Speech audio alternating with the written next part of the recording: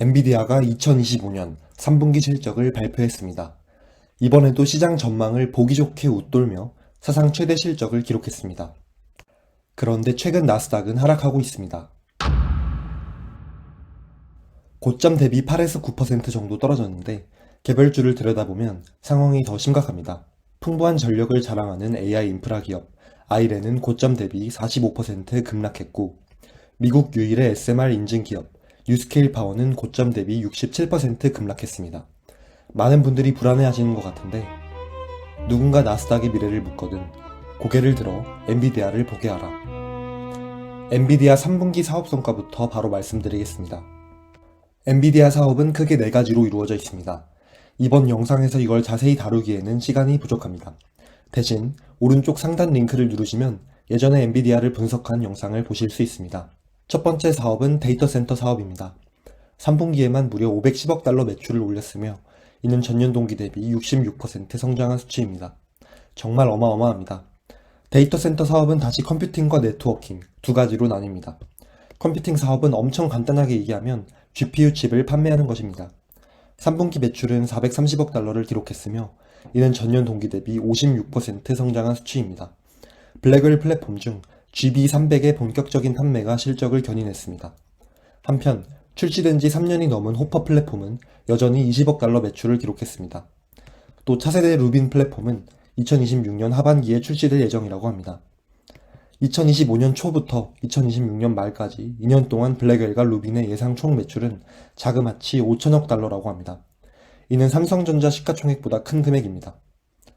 한편 엔비디아는 자사가 공급한 모든 GPU들이 세대와 관계없이 100% 가동 중이라고 강조했습니다.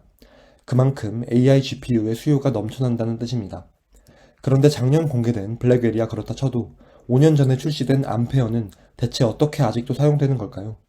비밀은 바로 쿠다 생태계에 있습니다. 최신 AI 모델이 등장해도 간단한 소프트웨어 업그레이드만으로 9세대 GPU의 성능을 향상시키고, 이는 GPU의 유효 수명을 비약적으로 늘려주게 됩니다. 데이터 센터 사업의 두 번째 축은 네트워킹입니다. 3분기 네트워킹 매출은 82억 달러를 기록해 전년 동기 대비 무려 162%나 급성장했습니다.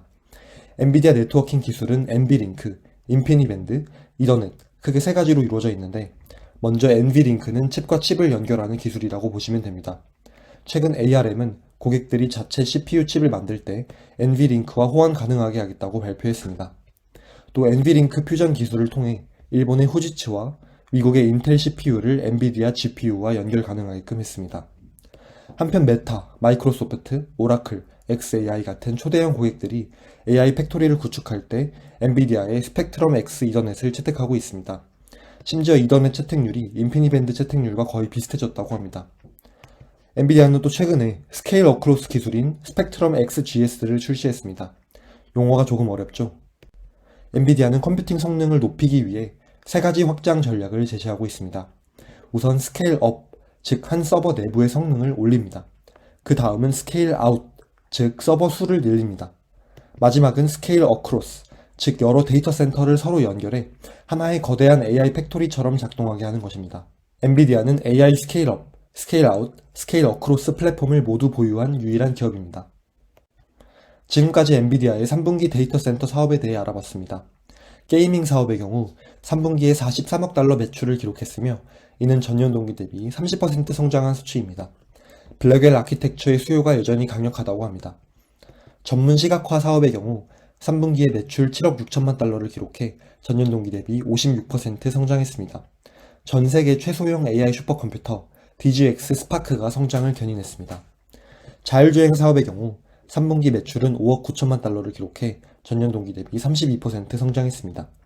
엔비디아 하이페리온 L4 아키텍처를 기반으로 우버와의 협력이 지속되고 있습니다. 한편 엔비디아는 수많은 회사들과의 파트너십을 공개했는데 그중 몇 가지만 말씀드리겠습니다. 우선 오픈 AI의 10기가와트 규모 AI 데이터 센터 구축을 지원하고 지분 투자를 진행했습니다. 또 엔스로픽이 처음으로 엔비디아 쿠다 플랫폼을 채택했고, 엔비디아는 1기가와트 규모 컴퓨팅 인프라 구축을 지원하겠다고 밝혔습니다. 오픈 AI와 마찬가지로 지분 투자도 진행합니다. AI 소프트웨어 기업의 대명사로 불리는 팔란티어의 경우 온톨로지 플랫폼을 쿠다 기반으로 전환한다고 합니다. Q&A로 넘어가기 전 엔비디아 CEO 젠슨 황은 지금 상황이 AI 버블이 아니라 컴퓨팅 산업의 구조적인 전환기라고 반박했습니다. 현재 세 가지 거대한 플랫폼 전환이 동시에 일어나고 있습니다.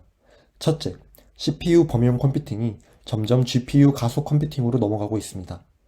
둘째, 검색 랭킹, 추천, 광고 타겟팅 같은 기존 머신러닝 애플리케이션들이 생성형 AI로 바뀌고 있습니다. 셋째, 생성형 AI 다음 단계는 에이전틱 AI와 피지컬 AI입니다. 이미 커서 같은 코딩 에이전트와 테슬라 FSD 같은 자율주행 에이전트들이 출시되었습니다. 이 세 가지 전환은 엔비디아가 20년간 발전시켜온 쿠다 생태계에서 모두 처리 가능하고 이것이 엔비디아가 선택받는 이유입니다. 이제 3분기 재무성과를 자세하게 보겠습니다. 3분기 총 매출은 570억 달러를 기록했고 전년 동기 대비 63% 성장했습니다. 정말 압도적입니다. 매출 총이익은 418억 달러를 기록했고 그로스 마진은 무려 73%였습니다. 영업이익은 360억 달러를 기록해 전년 동기 대비 65%나 성장했습니다. 순이익은 319억 달러, EPS는 1.31달러를 기록해 전년 동기 대비 65% 이상 성장했습니다. 분기별 매출 추이를 보겠습니다.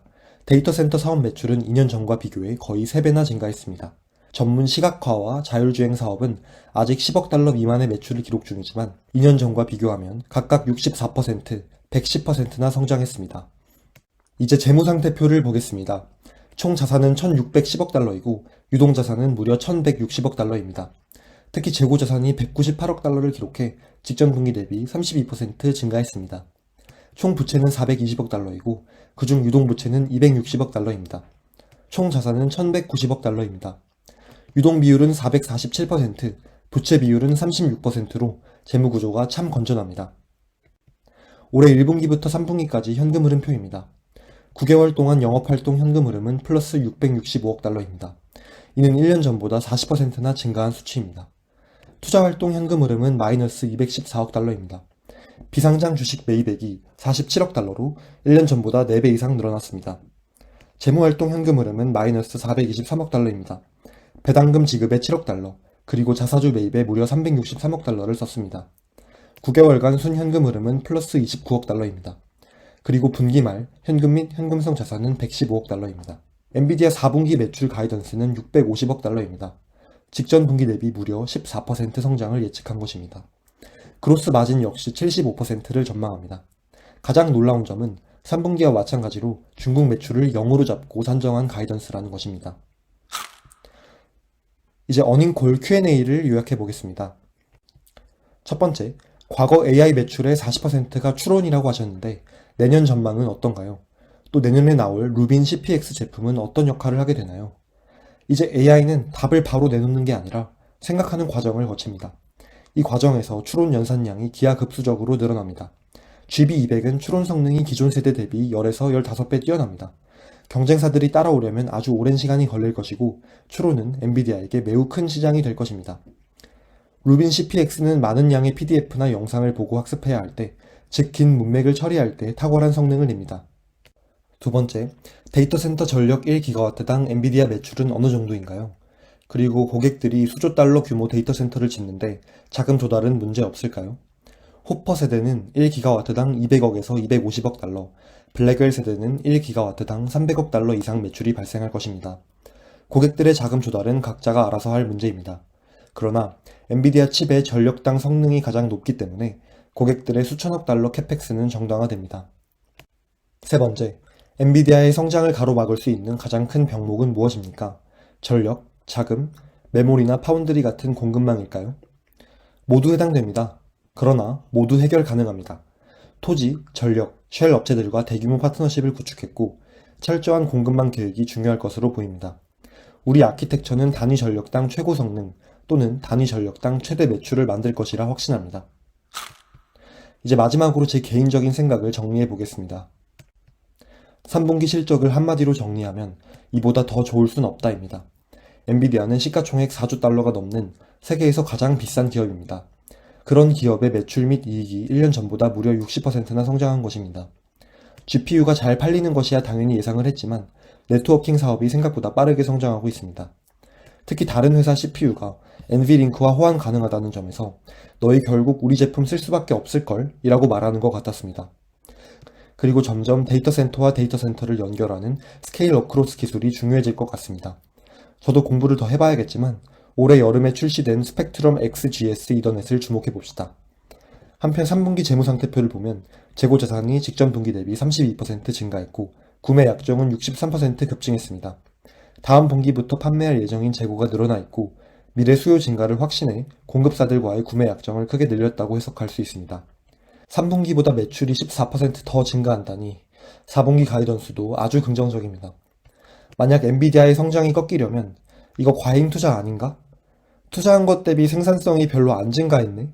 등의 수요 감소 신호가 있어야 할 것 같습니다. 그래서 엔비디아 고객들의 실적 팔로업이 매우 중요해지고 있습니다.